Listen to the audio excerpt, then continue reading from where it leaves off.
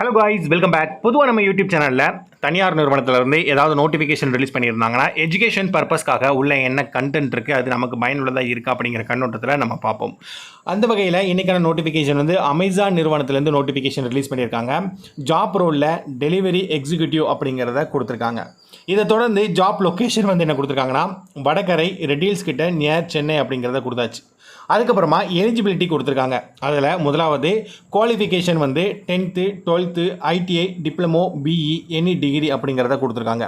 10வது படித்தவங்க அந்த 10th படிப்பை வச்சு அப்ளை பண்ணுவாங்க. 12வது படிப்பு படித்தவங்க அந்த படிப்பை வச்சு அப்ளை பண்ணுவாங்க. ஐடிஐயோ இல்லை டிப்ளமோ படித்தவங்க அந்தந்த படிப்பை வச்சு அப்ளை பண்ணுவாங்க. ஜெண்டர் கேட்டகரியில் மெயில் ஒன்லி அப்படிங்கிறத கொடுத்துருக்காங்க. ஆண்கள் மட்டும்தான் அப்ளை பண்ண முடியும். வீடியோ பார்த்துட்டு இருக்கிற பாய்ஸ் மறக்காமல் நம்ம சேனலுக்கு லைக்ஸ் கொடுங்க. ஃபஸ்ட் டைம் பார்த்தீங்கன்னா சப்ஸ்கிரைப் பண்ணுங்கள். இந்த மாதிரி ரெகுலராக சென்னையில் நோட்டிஃபிகேஷன் வேணும் ஆசைப்பட்டீங்கன்னா சென்னை ஜாப்ஸ்னு மறக்காமல் நீங்கள் கமெண்ட் பண்ணுங்கள். ஓகேங்களா?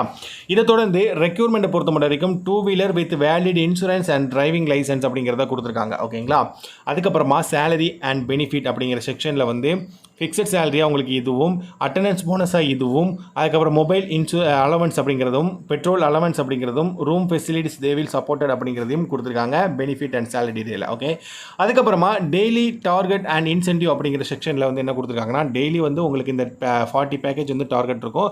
அடிஷ்னல் இன்சென்டிவ் அப்படின்னு போட்டு 41 to 44 வரைக்கும் பண்ணிங்கன்னா உங்களுக்கு இந்த இன்சென்டிவும், 45 to 50 பேக்கேஜ் வரைக்கும் பண்ணிங்கன்னா உங்களுக்கு இந்த இன்சென்டிவ்னு ஓவராலாக கொடுத்துருக்காங்க. ஸோ அதை நீங்கள் பார்த்துக்கோங்க. ஓகேங்களா? ஸோ அடிஷ்னல் இன்சென்டிவ் உங்களுக்கு எப்படி கிடைக்கும் அப்படிங்கிறத கொடுத்துருக்காங்க. இந்த செக்ஷனில் நீங்கள் அதை தெளிவாக பார்த்துக்கலாம். Okay, fine. ஸோ காய்ஸ், இப்போ நீங்கள் பார்த்து இந்த நோட்டிஃபிகேஷனில் இன்னொன்று கொடுத்துருக்காங்க, அதையும் நோட் பண்ணிக்கோங்க. 4 months ஆஃப்டர், அதாவது 4 மாதத்துக்கு அப்புறம் ரிட்டன்ஷன் போனஸ் அப்படின்னு உங்களுக்கு இந்த பேமெண்ட் வந்து கொடுக்குறாங்க அப்படிங்கிறத சொல்லியிருக்காங்க. ஓகேங்களா?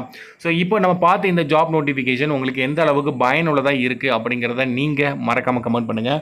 இந்த மாதிரி ரெகுலராக சென்னையில் ஜாப் நோட்டிஃபிகேஷன் உங்களுக்கு வேணும்னு ஆசைப்பட்டீங்கன்னா நம்ம கமெண்ட்ஸில் சென்னை ஜாப்ஸ்னு மறக்காமல் நீங்கள் கமெண்ட் பண்ணுங்கள்.